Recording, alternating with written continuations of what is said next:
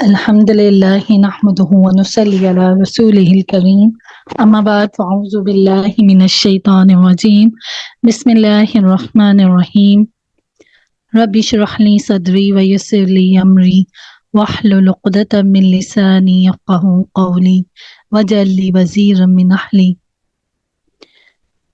ربنا ظلمنا أنفسنا وإن لم تغفر لنا وترحمنا لنكونن من الخاسرين ربنا هب لنا من أزواجنا وذرياتنا قرة أعين واجعلنا للمتقين إماما اللہم فقہنا فی الدین، اللہ ہمیں صحیح دین کی سمجھ عطا کر دے، اللہ ہمیں ایسا علم دے جو ہمیں نفع دے، اللہ ایسا علم نہ ہو جو ہمیں فائدہ نہ دے۔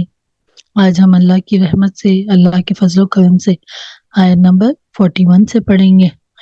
اللہ کی رحمت ہوتی ہے کہ اللہ ہمیں اپنی کتاب کے سامنے لے آتے ہیں، جس سے اللہ محبت کرتے ہیں، اللہ سبحانہ تعالیٰ اس کو اپنی کتاب دے دیتے ہیں۔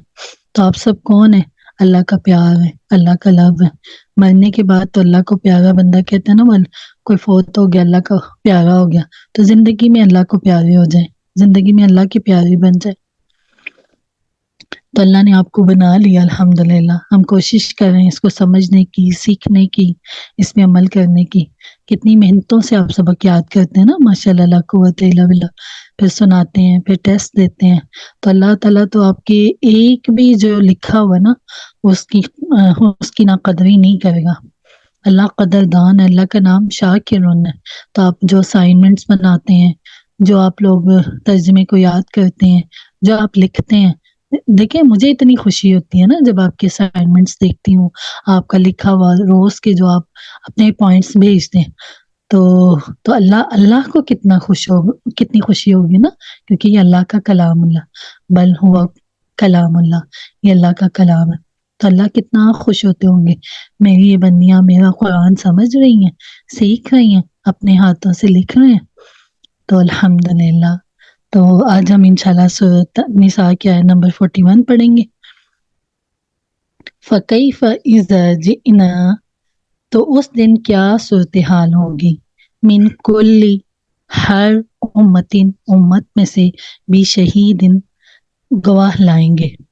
اس دن کیا ہوگا، کیا صورتحال ہوگی، جس دن ہم ہر امت میں سے ایک گواہ کھڑا کر دیں گے، یعنی نبی اور رسول کو گواہ بنا کر کھڑا کریں گے، جس دن اس امت کو دعوت پہنچانی ہوگی نا۔ تو وجئنا بک علی، اے نبی صلی اللہ علیہ وآلہ وسلم، آپ کو لائیں گے، اللہ تعالیٰ اللہ کے نبی کو لائیں گے، ہؤلاء شہیدا، اے نبی صلی اللہ علیہ وآلہ وسلم، ہم آپ کو ان پر گواہ لا کر کھڑا کریں گے، امت محمدیہ پر اللہ کے نبی گواہیاں دیں گے۔ دیکھیں اللہ کے نبی کہہ کر گئے ہیں کہ یہ اللہ کا پیغام ہے، آپ نے دوسروں تک پہنچانا ہے۔ تو اگر ہم نہیں کریں گے تو پھر کیا ہوگا؟ تو اللہ کے نبی ہمارے خلاف گواہیاں دیں گے۔ ہم تو اس امید میں بیٹھے ہوئے کہ اللہ کے نبی میری سفارش کریں گے۔ سفارش بھی انہی کی ہوگی جنہوں نے اللہ کے نبی کے مشن کو اپنایا ہوگا۔ تو یعنی آپ صلی اللہ علیہ وآلہ وسلم کو کھڑے ہو کر کہنا ہوگا، اے اللہ میں نے ان تک تیرا پیغام پہنچا دیا۔ جیسے ہماری عدالتی اصطلاح میں اسے استغاثہ کا گواہ کہا جاتا ہے۔ عدالت خداوندی میں نبی اکرم صلی اللہ علیہ وآلہ وسلم استغاثہ کی گواہ کی حیثیت سے پیش ہو کر کہیں گے، اے اللہ تیرا پیغام جو مجھ تک پہنچا تھا میں نے انہیں پہنچا دیا، اب یہ خود ذمہ دار اور جواب دہ ہیں۔ ہمارے پاس گھر گھر میں اللہ کا پیغام آ گیا۔ اللہ کے نبی نے اس قرآن کو پہنچانے کے لیے، اللہ کے میسیج کو پہنچانے کے لیے کتنی تکلیفیں اٹھائیں، صحابہ نے مارے کھائیں، حضرت بلال رضی اللہ تعالیٰ عنہ تپتی ریتوں پہ لٹایا گیا، میرے نبی نے کتنی تکلیفیں اٹھائیں، طائف میں لہو لہان کر دیا گیا نا۔ تو دیکھیں اب یہاں پہ اپنی ہی قوم کے خلاف گواہی آ گئی نا۔ یہاں الفاظ نوٹ کر لیجئے کہ علی ہؤلاء شہیدا، علی ہمیشہ مخالفت کے لیے آتا ہے۔ ادھر ہم ہاتھ پر ہاتھ دھرے شفاعت کی امید میں بیٹھے، ادھر ہمارے خلاف مقدمہ قائم ہونے چلا ہے۔ اللہ تعالیٰ کے رسول صلی اللہ علیہ وسلم دربار خداوندی میں ہمارے خلاف گواہی دیں گے کہ اللہ، میں نے تیرا دین ان کے سپرد کیا تھا، اس کے بعد اسے دنیا میں پھیلانا ان کا کام تھا، لیکن انہوں نے تو دین کو خود ہی چھوڑ دیا۔ دیکھیں، یہ کوئی بڑی بات نہیں کہ اگر آج آپ مسلمان ہم ہی قرآن سیکھ رہے ہیں، یہ تو بہت پہلے کے کرنے کے کام تھے، ہم نے تو نان مسلم کو سکھانا تھا، آج ہم اپنے گھر میں ہی نہیں سیکھے ہوئے۔ تو اسی حوالے سے سورۃ فرقان میں بہت سخت الفاظ آئے ہیں۔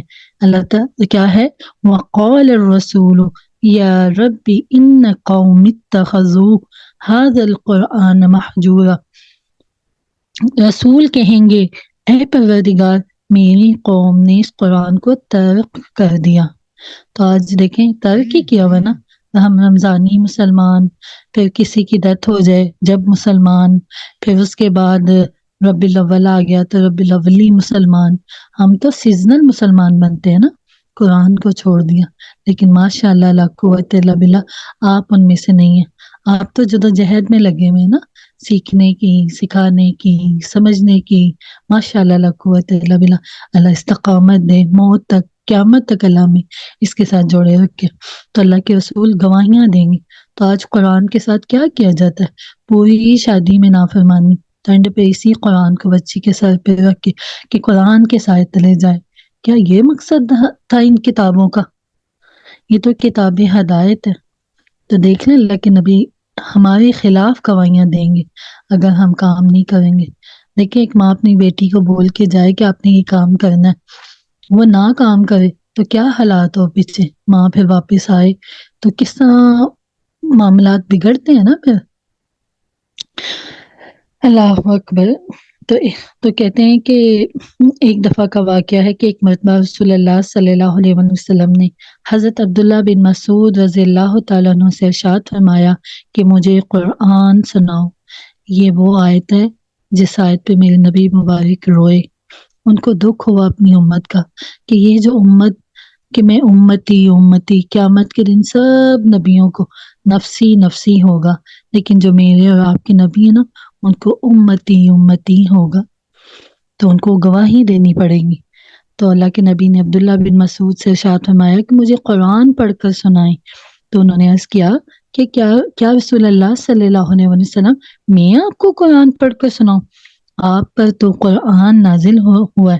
فرمایا ہاں، لیکن مجھے کسی دوسرے سے سن کر کچھ اور ہی مزہ آتا ہے نا۔ تو اس پر حضرت عبداللہ رضی اللہ تعالیٰ عنہ نے سورۃ النساء پڑھنی شروع کی۔ حضور صلی اللہ علیہ وسلم بھی سن رہے تھے، باقی اور صحابہ بھی سن رہے ہوں گے۔ حضرت عبداللہ بن مسعود گردن جھکائے سناتے جا رہے، پڑھتے جا رہے۔ جب اس آیت پر پہنچے تو حضور صلی اللہ علیہ وسلم نے فرمایا، حسبک حسبک، بس کرو بس کرو۔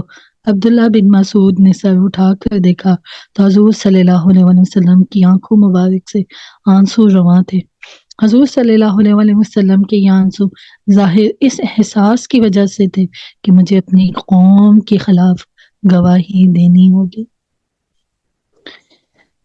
اللہ اکبر کبیرہ، الحمدللہ کثیرہ۔ پیارا نبی، ہمارا نبی رحمت للعالمین، اللہ کھڑا کرے گا ان کو، اللہ پوچھے گا میری تیری امت نے یہ کام کیا۔ تو آج ہم سب پہ فرض ہے یہ ڈیوٹی